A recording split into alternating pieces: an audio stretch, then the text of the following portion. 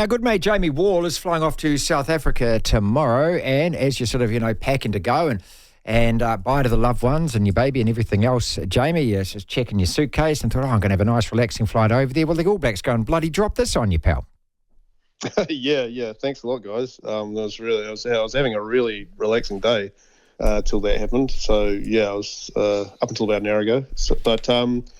Very interesting turn of events, isn't it? I'm still kind of getting my head around it. We just had a press conference with Chris Landrum down at NZ Rugby to try and get some answers. He's probably not the right guy to be talking to. Scott Robertson is, and he is up for media, I think, right now down in Christchurch. So we're probably going to know more about this later on once that all filters back. But yeah, we got the call. It's not too hard to sort of read between the lines without what these guys have said, that clearly it just wasn't working between Robertson and MacDonald, and that's fair enough. These things happen when you're in a professional environment, but I just kind of would have thought that they would have known that it would and wouldn't work before they actually got on the same coaching ticket, because MacDonald's been on this kind of path to being, as one of Robertson's assistants for a good 2, almost 3 years now. For it to only taken 5 tests for them to go, hang on, this isn't working, is a bit weird. Well, Jamie, Scott Robertson, as we know, was shoulder tapped and told he had the job in March last year. Leon MacDonald was, I would think, and I do believe, probably the first person that he picked. These guys were super tight. They actually coached together with the Satyrs in 17. They played together. This was, this isn't Alex Wiley and John Hart here, is it? I mean, no. This is Shag and Foz, is what I thought it was.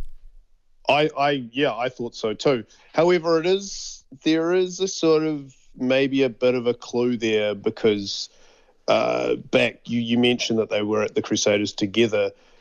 Had they been the sort of tight coaching team that, say, Ian Foster and Steve Hansen were, or I guess probably a more recent example would be sort of Jamie Joseph and Tony Brown, wherever we go together, then he probably wouldn't have left to go to the Blues at some point. So, maybe there's something there that's worth kind of digging into as to what sort of maybe set that off, that could give us a clue as to what's happened now. But yeah, again, it's a bit weird, because this was, like you said, he was the first one to be put into the cabinet, if you know what I mean. Will we ever know the truth, though? And look, and I kind of in a bit of a quandary here, because the fact that New Zealand Rugby have come out and they've used words like robust discussion, differing views, and they've actually said it wasn't working. We're so used to being in the jobs that we are, Jamie, isn't it? That you get smoke screens and you get la and you get fluff guff, and no, we're really happy and something. The fact that they've said that is, when you alluded to earlier, reading between the lines, something serious has happened between these two guys, that they can no longer work together. But I wonder whether we're ever going to know. Well, I mean, you're going to have to wait till one of them maybe writes a book and use it as a way of making a bit of cash. And then you're probably going to end up with 2 books with 2 probably different stories, and there's plenty of examples of that across history. I think, honestly, I don't actually think it was sort of one thing.